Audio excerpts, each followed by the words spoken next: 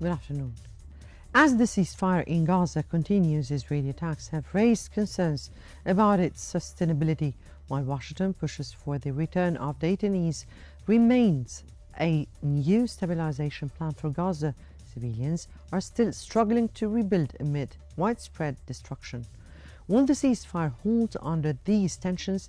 Can an international stabilization force manage security and reconstruction? And who will ultimately govern the war-torn strip? Welcome to In Depth.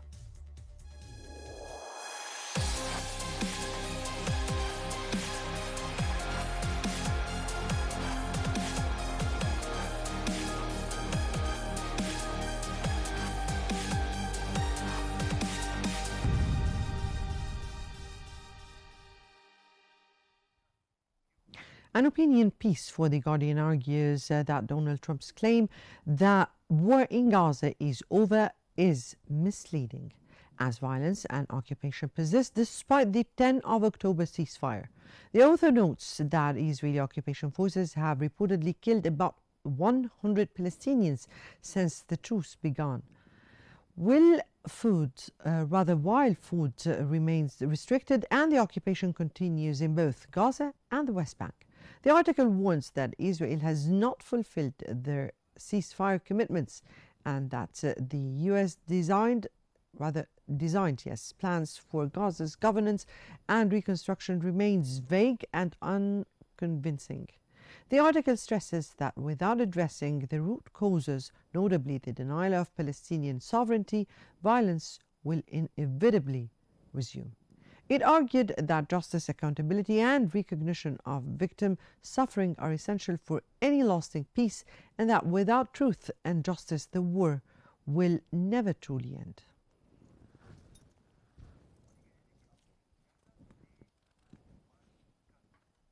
The Times of Israel reported that Israeli Prime Minister Benjamin Netanyahu rejected claims that the United States dictates Israel's security policy, insisting that Israel is a sovereign state that makes its own decisions regarding Gaza.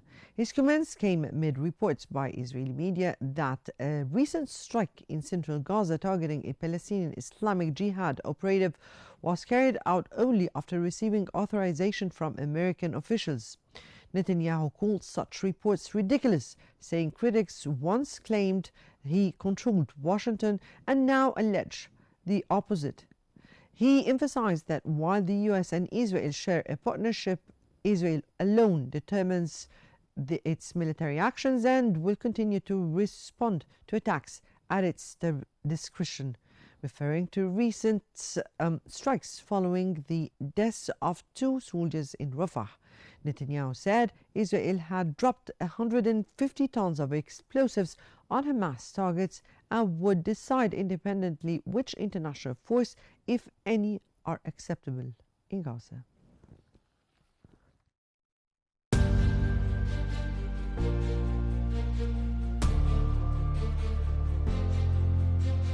As international mediators work to preserve the Gaza ceasefire, renewed Israeli attacks are threatening to collapse it.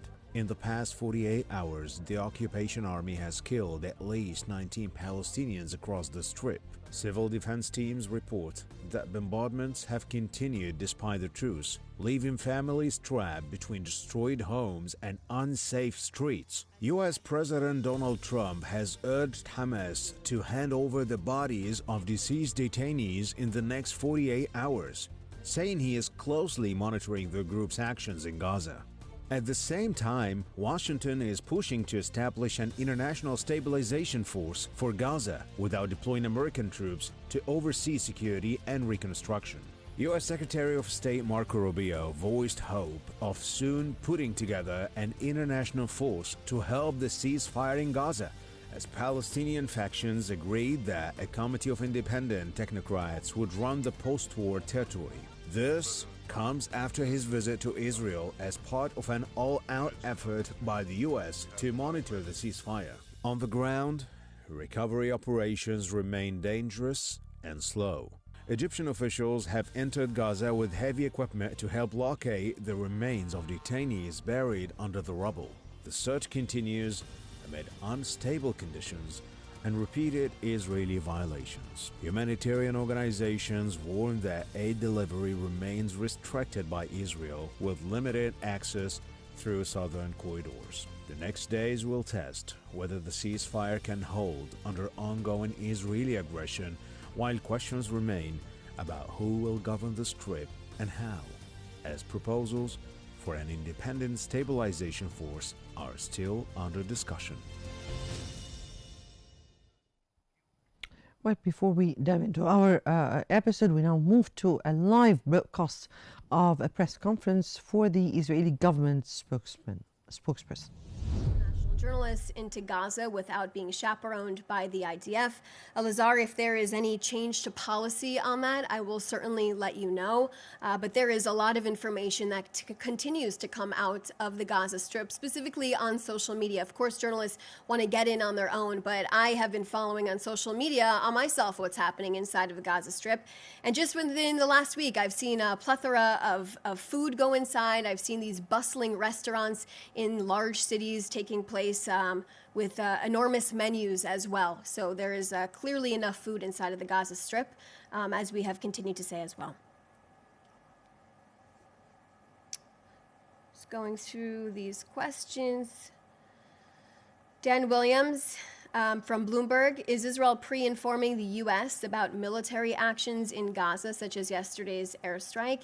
If so, doesn't this risk compromising tactical secrecy, speed, and efficiency? So the Prime Minister has made it very clear today, Dan, that Israel acts as the independent state. And if there is any type of threat to our soldiers, any imminent threat, Israel will do what it takes to defend our soldiers and our citizens here. But the United States and Israel are in full coordination as we take steps inside of this plan that we are upholding, we are committed to, we are following. And like I said, we are working with the Americans hand in hand, and we will continue to do so throughout this. And also the incredible partnership between the President Trump, and Prime Minister Netanyahu. Like I said, we just had a week of their team visiting us to focus on this plan, to focus on what's going on inside of the Gaza Strip.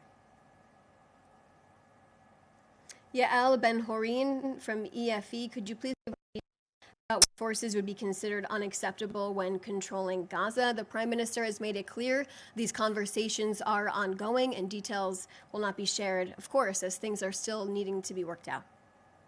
Lior Soroka from the Washington Post.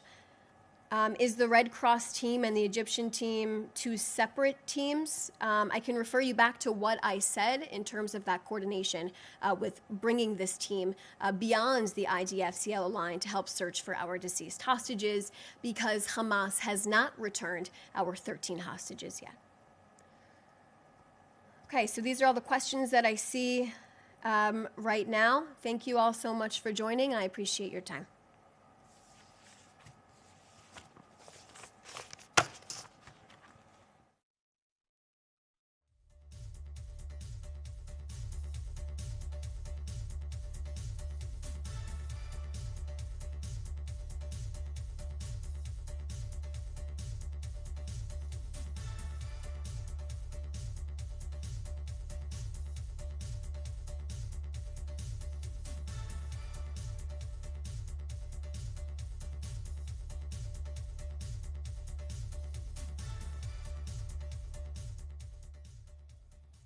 That was a live broadcast of a press conference for the Israeli government spokesperson, in which she claimed that there are enough food inside Gaza, according to the social media and videos posted there, that Israel will do what it deems important to defend its forces, whatever it takes, and that the Israeli government is committed to a ceasefire.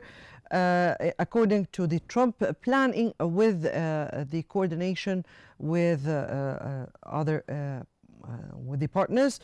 And also she said that they are calling for a team to see how to restore the deceased detainees, since Hamas did not return back the rest of the 13 deceased detainees.